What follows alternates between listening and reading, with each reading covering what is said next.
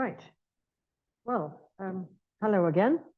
As you can see, I did a bit more at home on the painting, largely because you've seen me do this, so I didn't think you wanted me to show you how to do it again, so I better get it in so that I can carry on with the picture.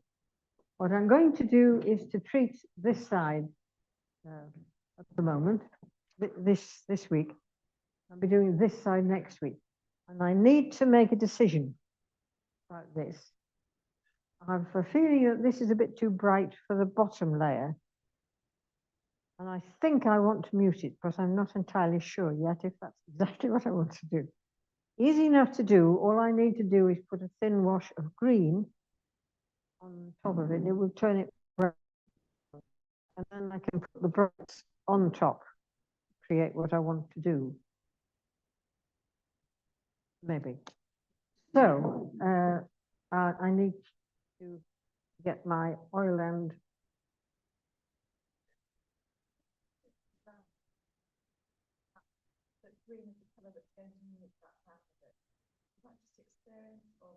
well, if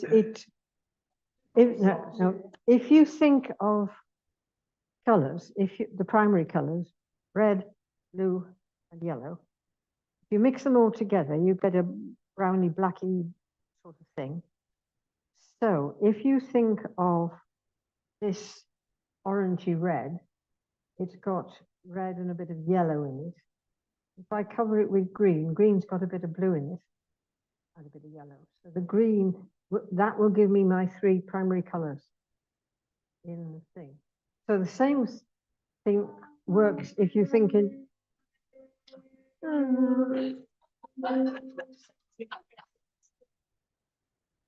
yes, if you think of the color wheel, if you think purple and yellow are opposite sides of the color wheel, and red and green are on opposite sides, and blue and orange.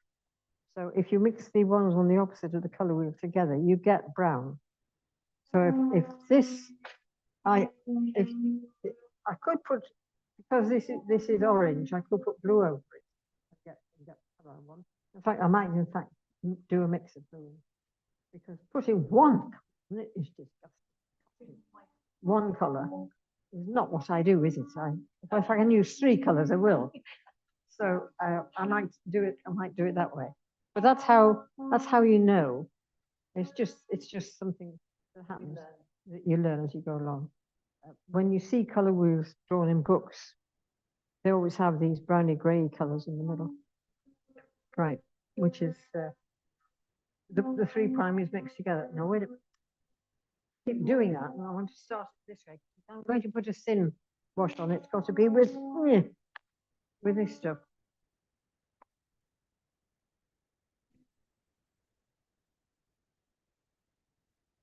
Oh, it's so painful. Thank you. I do hope.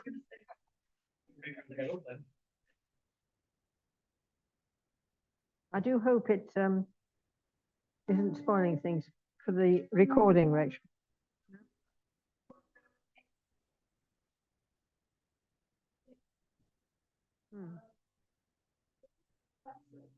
Right. Now, the green I used in the picture was Viridian. The other one, oh, dear me.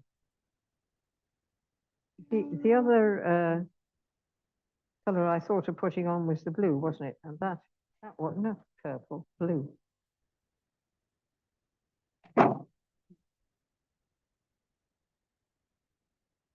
Right. So the blue I used in the picture was Prussian. And the green was Viridian. So if I don't want to put a lot on, or even everywhere. It's just calming it down a bit. Not over everywhere. And use the green on the red. Come on, green. Do better than this.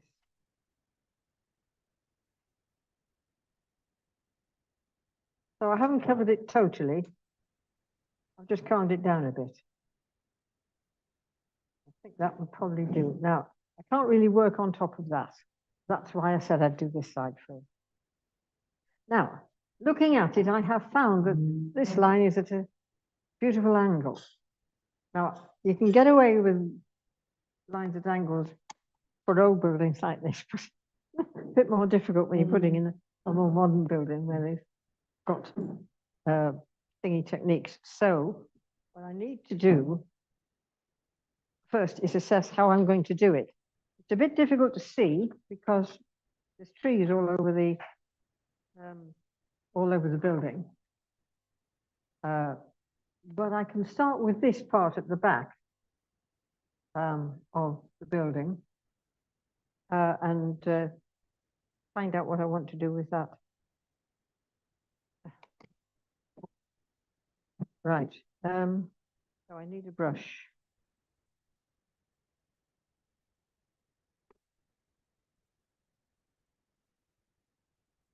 That one. It's that's the brush I'm using. Can you see it? No, that's the brush I'm using. It's got the size of head I think I'm going to need. I could be wrong about it. Right, there it is. Right. It's got a nice shape, and I think that's a width of stroke that I'm going to need to use. I think I will start with this because it's lighter, and I can go darker. Trying to go lighter can be difficult. Okay, so we've got this great dollop of white here. The building itself looks white, right? But I'm not going to paint it white, am I? Not how life is. So I'm going to put a touch of raw sienna in it, so that what I'm getting is a sort of cream, basically to kill the white. If I made it white, it would draw so much attention to itself that it would take over the picture. And you've got all the subtleties here. You don't want it to be more important than this, because this is what the picture's about. Now, if it goes, yes, it goes about there.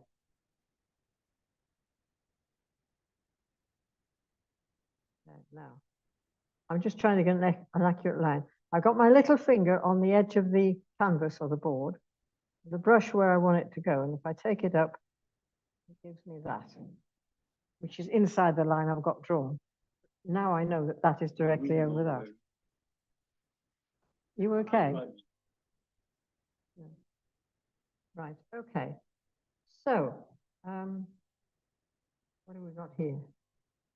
We've got a bit of this light area wrapped around the corner of the building. So, you see, if this is the face of the building, I can, since I put the stroke there, bring in some of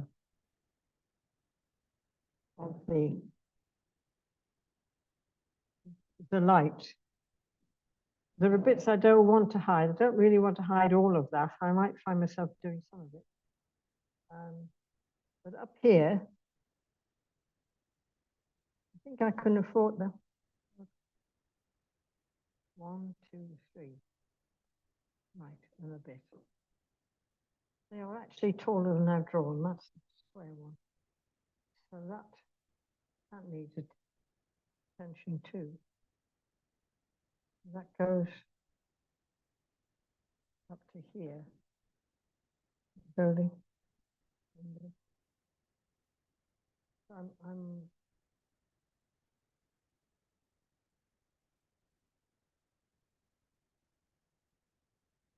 So I want there to be a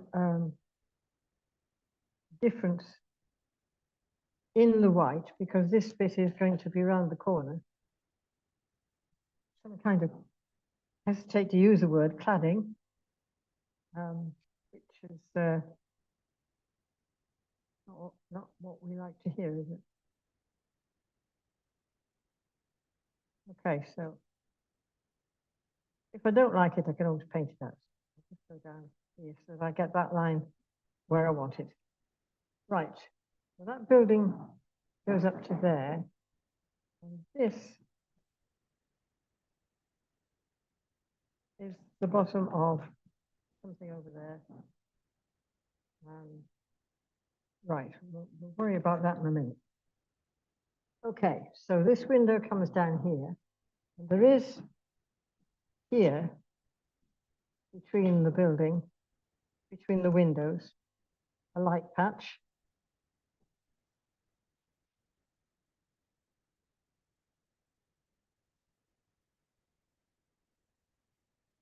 Around here, it gets a bit exciting. And I've got to decide where the light is coming from. And I thought it was coming from up here that way, didn't I? Am I right? So that's in shadow. The light's coming this way. Okay. Right. So if I try to attend to these fancy bits around here, I can put them in higher, a bit clearer down here. The inside is dark. The light catches that bit there. I think I could put a bit of orange in that. Just to, it is orange anyway. So a bit of orange there, and I don't want to lose it. So if I do that as well. And that's quite a straight edge there. And the same thing happens here. The inside is dark, and then you catch the light on the front.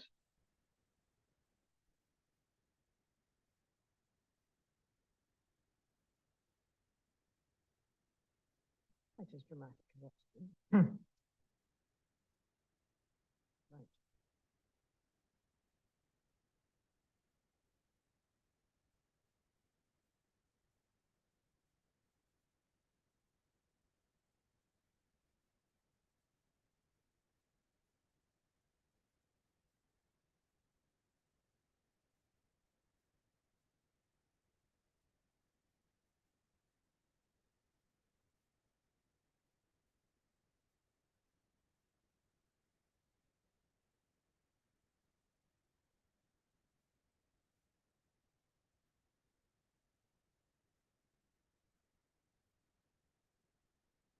Thin streak of light there.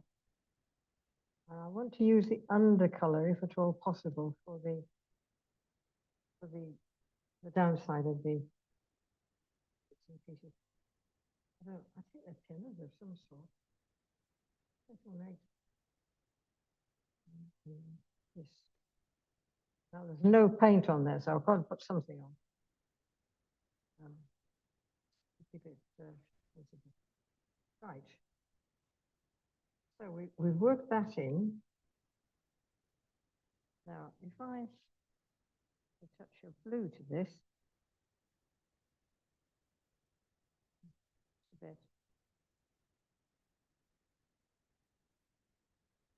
Again, it's a matter of differentiation. I don't want to.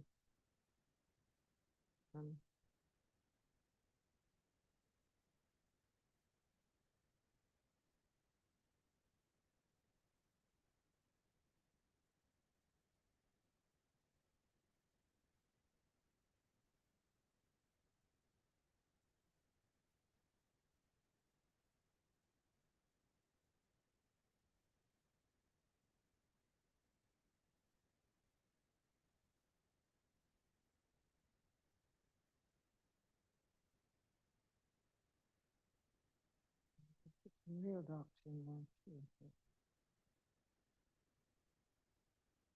I want it dark. I use burnt sienna with the blue. I don't want it to be too dark. I've got a sort of browny color there. I just want to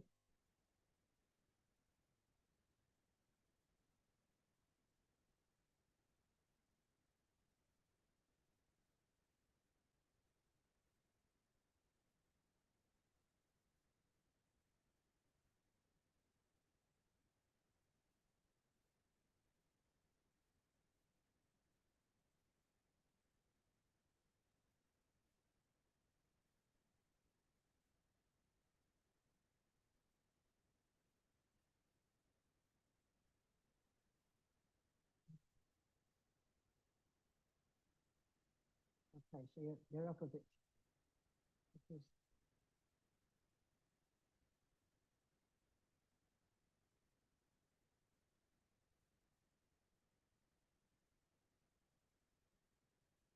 I prefer that to be bluer.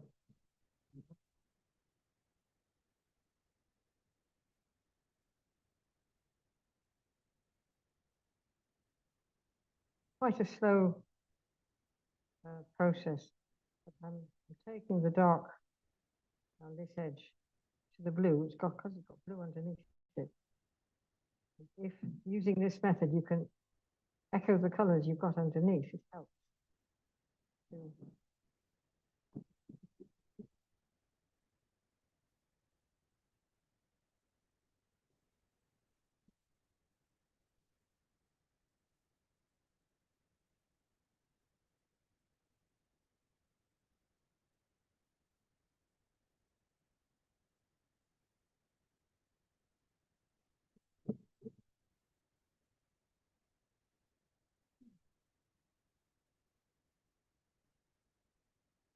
Right, there's a bit there. That is too dark. But, you know, one of the things that happens. I've got the windows wonky again.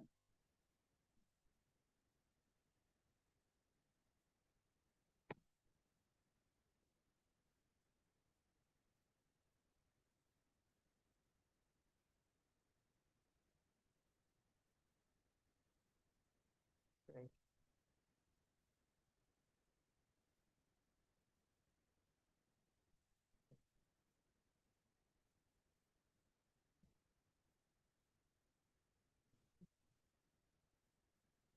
Okay. Actually, painting white is actually quite difficult because the last thing you want to do is paint white.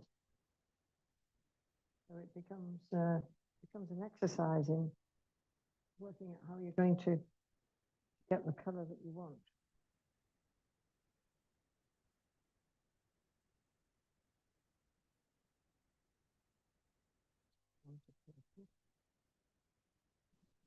Down here,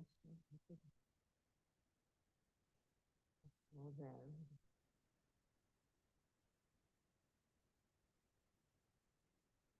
It's really all right, so don't mess with that. Okay, so again.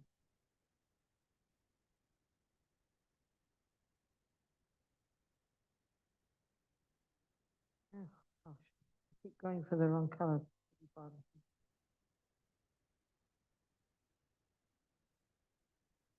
Yes, I've used Prussian blue in the picture, so I'm pretty much stuck. You know, if I change to an ultramarine now, it would show, and the picture would lose some of its quality.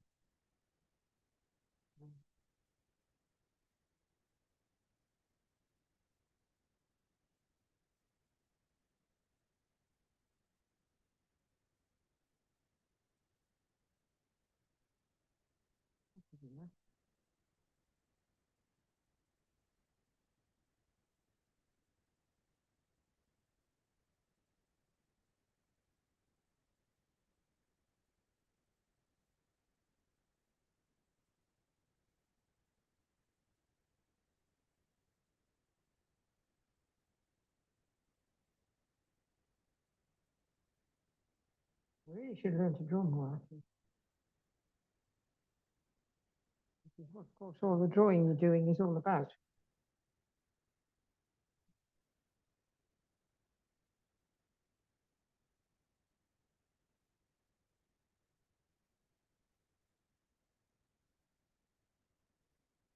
Right, now, if I go to the ones up above, they're much darker than that. What you want to try and do is to get try to get the windows as different as you can. These windows are quite dark up here.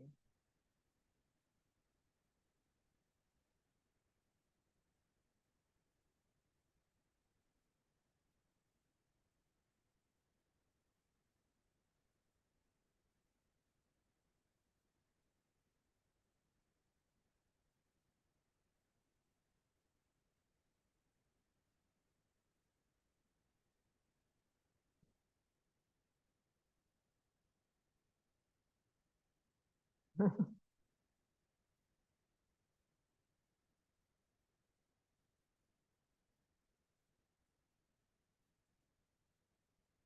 dark one over here.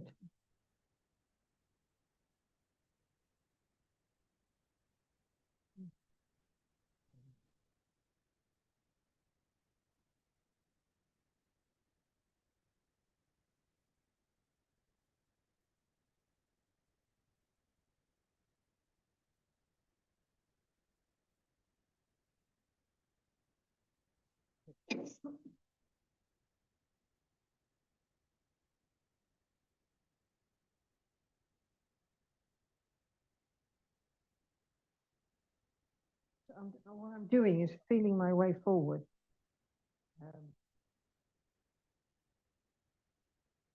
See if I can discover how to paint it. See? You don't always know. You've got an idea, you've got a concept. You don't always know how the thing is going to work out for you. So how are you going to get it to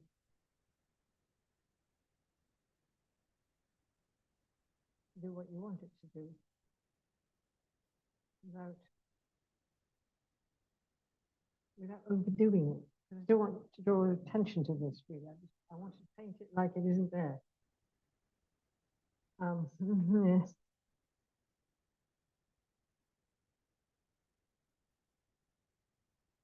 This is a tall window, isn't it? Right.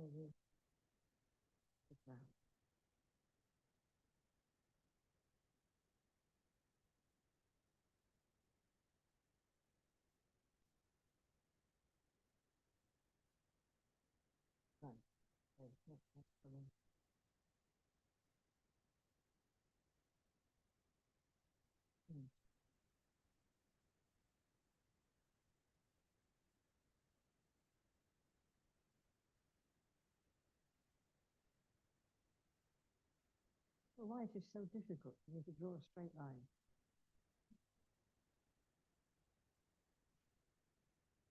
Right, so I think I need to find a smaller brush and get into some detail on that now.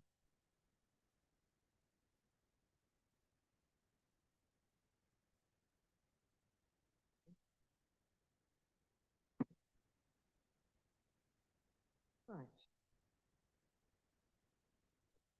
Now then.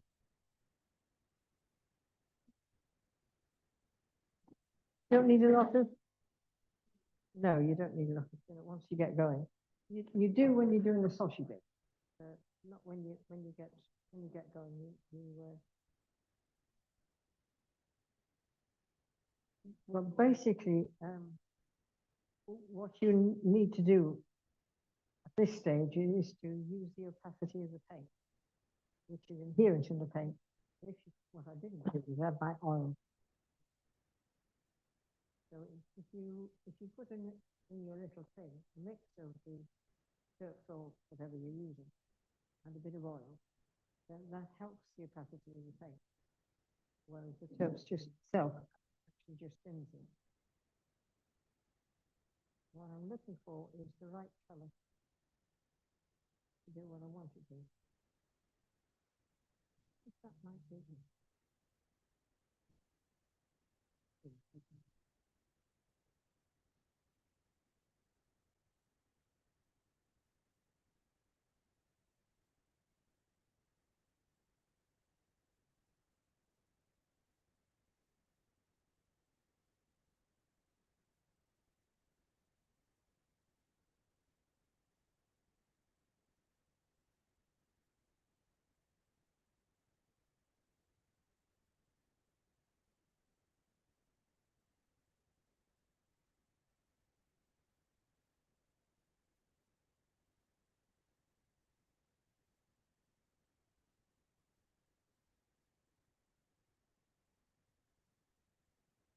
Because I'm looking at this sideways, I'm not really seeing that side of the pillar return to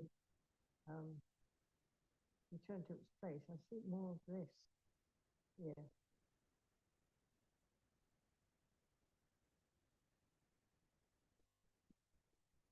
same happens here. So you got that sort of effect.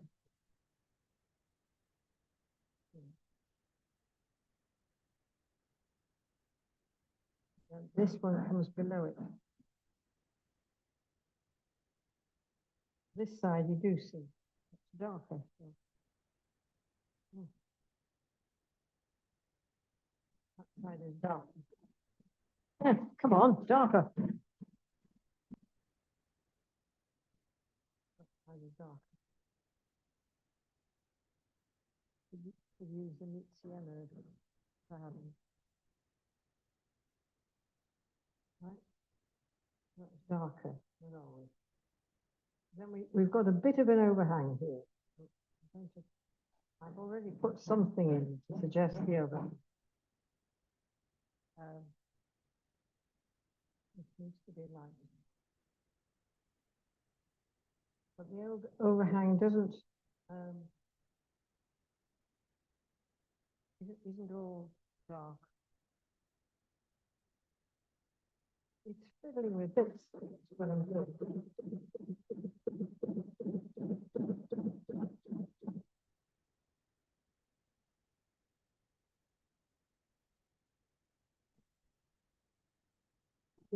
Beginning to show its face now. But if I hadn't funneled around with bits of colour before, what I'm putting in now wouldn't cut the mustard. There's no need to finish that line.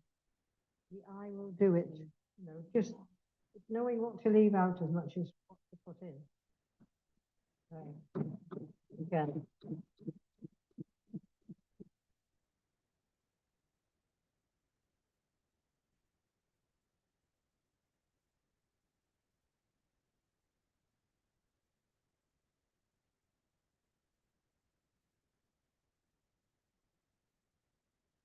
Perhaps I might put it in.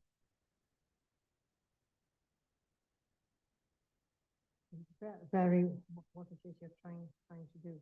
There is dark patches here. Why can't I get a dark patch? Because the paint is thickened. Oh dear. I'm sorry, this is taking longer than I thought. But you can see what I'm trying to do.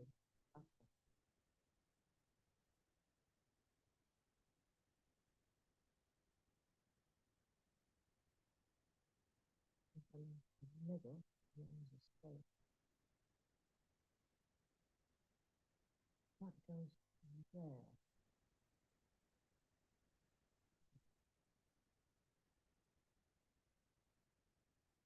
And then there's a bit underneath here. There's a like a line going about there. Which here.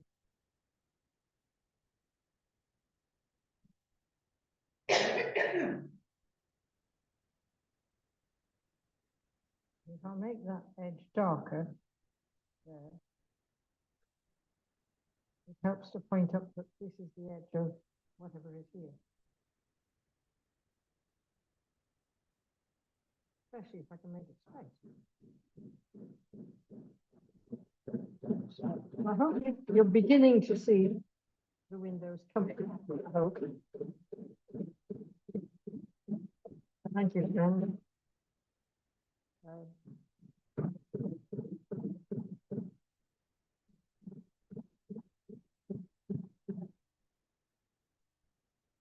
Counterpoint.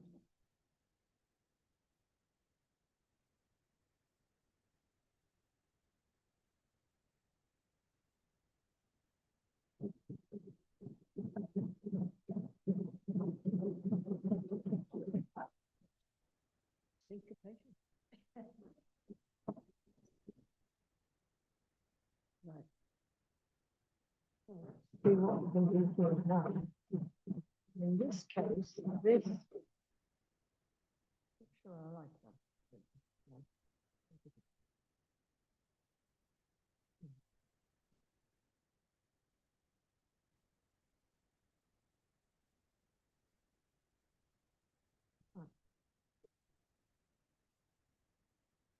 will help me put in what I want to put in.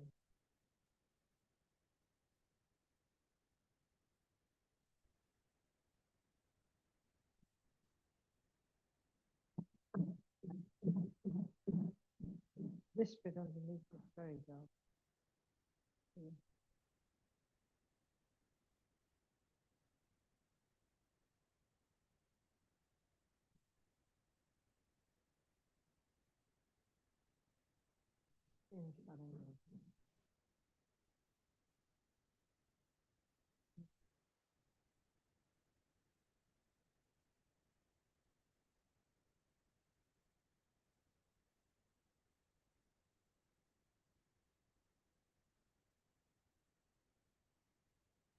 Here, it isn't going in and out like that. I don't know why. I decided not to. But we have got little pieces on this that are catching the light.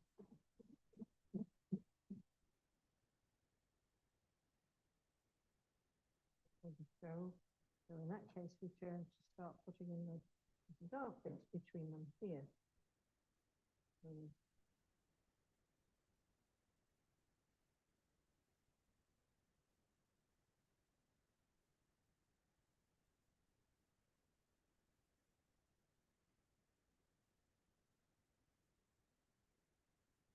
Line underneath. Another line underneath. I'm just drawing the effect, the little marks that I can see. It's amazingly, it needs to look like a window. Right. So, can you still see, Rachel?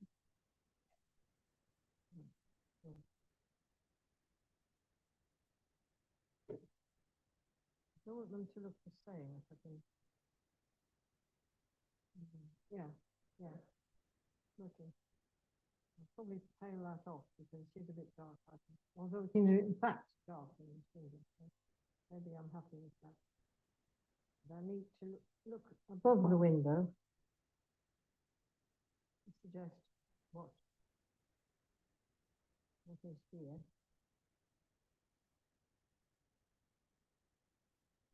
See that one. So that's there.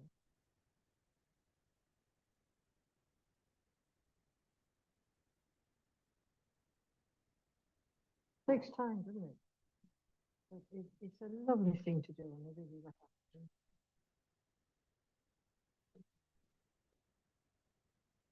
So this will be repeated. What will happen?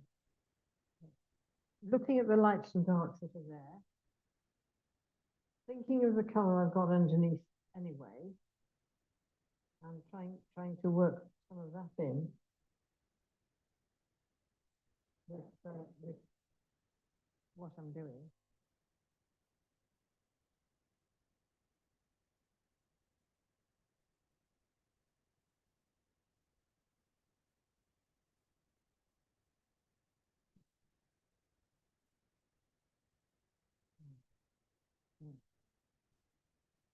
Now when I come back to it, I've forgotten what I was going to say.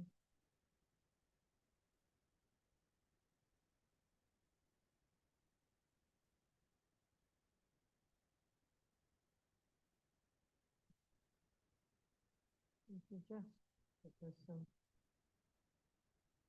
interesting things going on. There's some lines. I don't want to put them all in. It would be too much. Altogether too much. But you do need some of them in. Yes. The thing is decorating in some way. But at no time do I want this to be painted so passively that it takes the interest from. I'll be looking at this picture if I finish it. It's going up in my own house. So it's got to be right. When I finish it, yes. Yeah, I doubt I will finish it in the class. There's too much to do, actually. Finish it in the past. I think we're probably about near now, Rachel.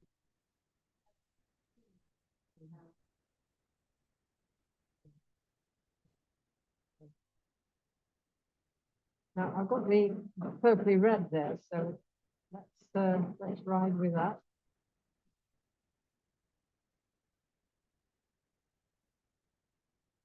It suggests a straight edge and the shadow. It's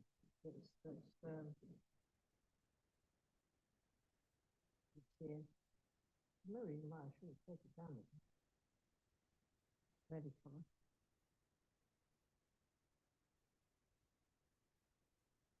You can't help but in this picture, if you put a color on, putting it somewhere else. But it's a good maxim. If you're painting a picture, you've got a bit of green over here, find somewhere. A bit of green over here. It just has to be a stroke. It doesn't have to say anything. It could be the bottom of a hedge or, I don't know, bird in the sky or something like that. Lodge. And it's just enough to bring the picture together. Right. Well, I don't know that you want to see me carry on doing that, but it's exactly what I'll be doing for the rest of it during the week upstairs. And if you come up and look at it, you'll see that none of the strokes are finished, really. If you want to stay loose, paint loose, then you have to leave the imagination, some of the work of deciphering what's there to the eye of the beholder. If you explain everything, people would say, "Oh, nice," and that's it, walk away. Whereas if they say, "What's that?" and just mentally have to complete the line in their head, then they will stay and look at it a bit longer. And after all, you want people to look at it.